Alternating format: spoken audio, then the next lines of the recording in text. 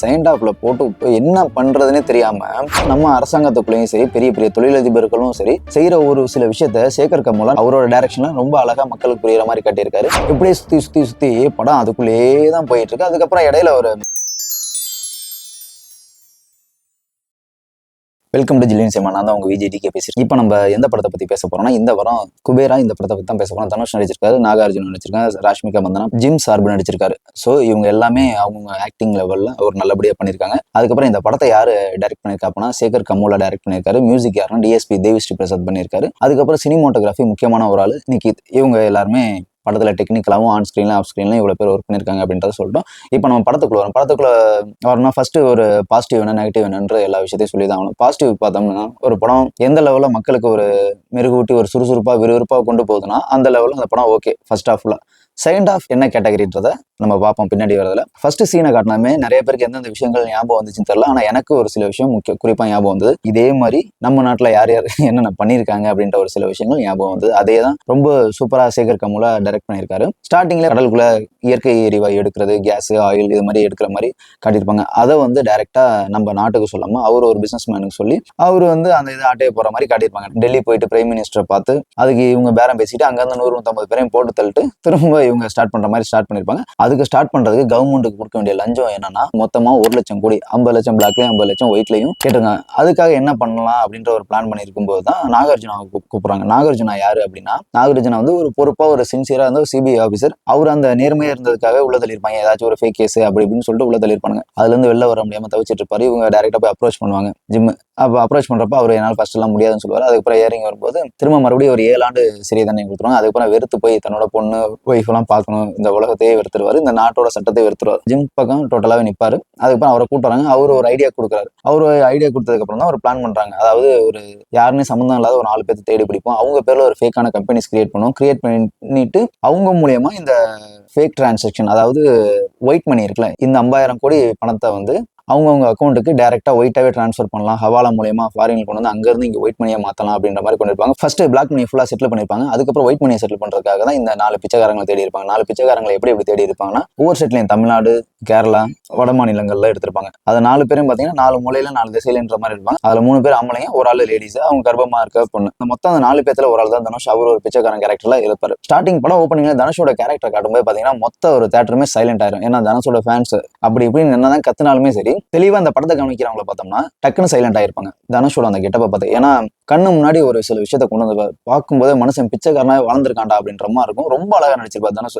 எப்படி சொல்றது அப்படின்னா, அவரை இங்க கூட்டிட்டு போறாங்க. கூட்டிட்டு போனதுக்கு அப்புறம் முடியெல்லாம் வெட்டி விட்டு ட்ரெஸ் எல்லாம் மாத்தி ஆளு ஒரு ரிச் லுக்ல கொண்டு வருவாங்க. ரிச் லுக்ல கொண்டு வந்தாலும் போட்டு சூட்டு போட்டு மாறினாலும் அதே பிச்சைக்காரன் கேரக்டர் உள்ளுக்குள்ள இருக்கு. அந்த கேரக்டராக மனுஷன் கடைசி வரைக்கும் வாழ்ந்திருக்கான். ரொம்ப அழகா நடிச்சிருக்காரு. ஸோ இது மாதிரி ஒரு விஷயங்கள் காட்டிடுவாங்க படத்துல. ஃபர்ஸ்ட் ஹாஃப் நல்ல விறுவிறுப்பா போகுது. ஃபர்ஸ்ட் ஹாஃப் விறுவிறுப்பா போகும்போது ஃபர்ஸ்ட் ஹாஃப்ல மேக்ஸிமம் சீன் கம்ப்ளீட் ஆயிடுச்சு. 4 பிச்சைக்காரங்களை எதுக்காக கொண்டு வந்தாங்க, ஒவ்வொருத்தரையும் டிரான்சாக்ஷன் முடிஞ்சோன்னு அனுப்பிடலான்னு பிளான் பண்ணா இந்த ஜிம் என்ன பண்ணிடுவாரு, யாரையும் விட்டு வைக்க கூடாது, புழு பூச்சி கூட விட்டு வைக்க மாட்டேன்ட்டு ஜிம் போட்டு தெளிவாரு. ஆனா ஜிம்மோட ரோல் வந்தீங்கன்னா ரொம்ப சூப்பரான ரோல். நல்ல ஒரு பெரிய பிசினஸ் மேன் பிக் ஷாட் எப்படி இருப்பாரோ அது மாதிரி ஒரு சூப்பரா கொடுத்துருக்காங்க. அதுக்கு ஏற்ற மாதிரி பிளான் பண்ணிருந்தாங்க. ஸோ அது எல்லாமே பண்ணிட்டு இருக்கும்போது தனுஷும் அப்புறம் அந்த 3 பிச்சைக்காரங்க மொத்தம் 4 பேர் ஃபர்ஸ்ட் அந்த கேரளால இருந்து கூட்டு வந்த ஒருத்தரை சூஸ் பண்ணி அவர் மூலியமா டிரான்சாக்ஷன் எல்லாம் முடிச்சுட்டு அவரை கூட்டு போய் இந்த நாகார்ஜுனாக்கு தெரியாமலே போட்டு தள்ளிடுவாங்க. அதுக்கப்புறம் அந்த மணிப்பூர்ல இருந்து கொண்டு வந்தவர் அவரையும் போட்டு தள்ளிடுவாங்க. அவர் மணிப்பூரா நேபாளா இது எதுக்காக சொல்றேன்றத நல்லா கவனிச்சு பாத்தீங்கன்னா உங்களுக்கே புரியும். இதெல்லாம் ஒருத்தரா கொண்டு போகும்போது நாகார்ஜுனா ஒரு கட்டத்துக்கு மேல நல்லவரா கெட்டவரா, நாகார்ஜுனால ஒரு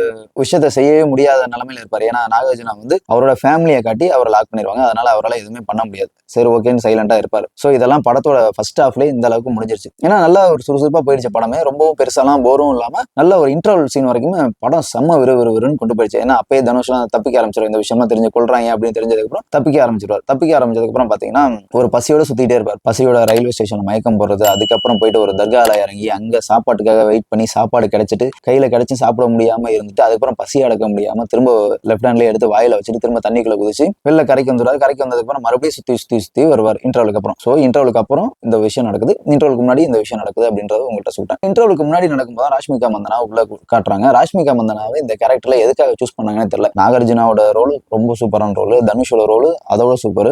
ஜிம் அவரோட ரோலை ரொம்ப பக்காவா பண்ணியிருந்தாரு.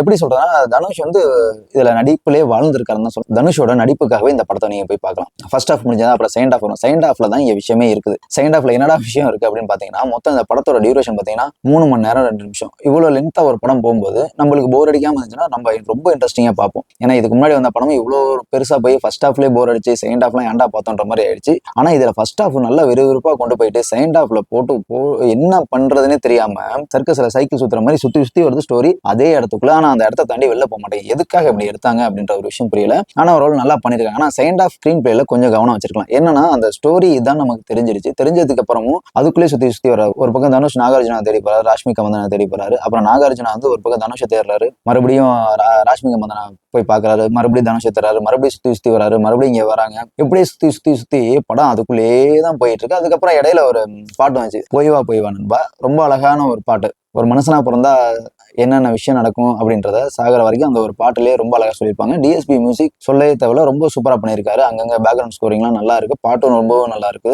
அதுக்கப்புறம் நிக்கித் சினிமோட்டோகிராஃபர் ரொம்ப அழகா சினிமோட்டோகிராஃபி பண்ணியிருக்காரு. டெக்னிக்கல்ல பாத்தீங்கன்னா படம் எந்த லெவல்லையுமே குறை சொல்ல முடியாது, நல்லா ஸ்ட்ராங்கா இருக்குது. ஃபர்ஸ்ட் ஹாஃபும் பாத்தீங்கன்னா நல்ல ஸ்டோரியிலையும் சரி டெக்னிக்கலையும் சரி ரொம்ப ஸ்ட்ராங். ஆனா செகண்ட் ஹாஃப் தான் கொஞ்சம் ஸ்டோரியும் ஸ்கிரீன் பிளேயும் கொஞ்சம் மிக்ஸ் ஆகி ரொம்ப கொலாப்ஸ் ஆயிடுச்சு. மற்றபடி அதுக்கப்புறம் அப்படி எப்படின்னு கொண்டு வந்து படத்தை ஓரளவு ரொம்ப போரா கொண்டு போய் அதுக்கப்புறம் படத்தை ஓரளவுக்கு நல்லா முடிச்சிட்டாங்க. படத்தை பத்தி சொல்றதுக்கு முன்னாடி ஸ்டார்டிங் ஒரு விஷயம் சொன்னேன். என்னன்னா ஓப்பனிங் சீன்ல பாத்தீங்கன்னா கடலுக்குள்ள ஒரு கேஸ் அண்ட் ஃபியூல் எடுக்கிறது. இது எதை குறிக்குது அப்படின்னா, நம்ம எல்லாருக்குமே நல்லா தெரிஞ்சிருக்கும், இந்த விஷயத்த நல்லா உத்து பார்த்தவங்களுக்கும் நல்லா புரிஞ்சிருக்கும். என்னன்னா ஷேர் மார்க்கெட்ல ஃபேக் கம்பெனியை கிரியேட் பண்ணி யார் மோசடி பண்ணியிருக்காங்க அப்படின்றத தெளிவாக காட்டியிருப்பாங்க. ஏன்னா நம்ம நாட்டு அரசியல்லையும் ஒரு சில விஷயங்கள் இப்படிதான் நடந்துட்டு இருக்கு. இதுல பாத்தீங்கன்னா ஃபேக் கம்பெனியை கிரியேட் பண்ணி அதானி குழுமம் பெரிய மோசடி பண்ணியிருக்காங்க.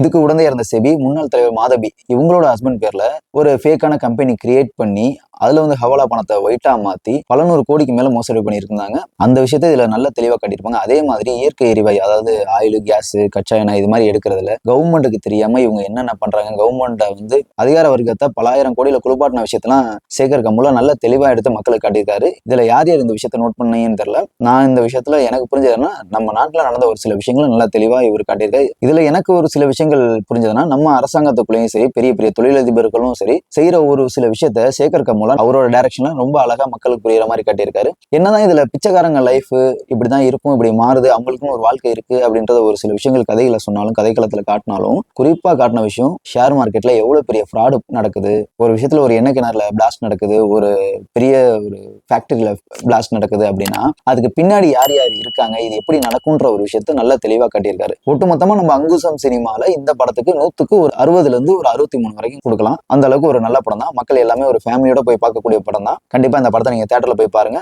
மீண்டும் நம்ம அடுத்த அங்குசம் சினிமா ஜிலியன் சினிமால சந்திக்கும் முறை நான் உங்கள் Vijay T K. Tata bye by.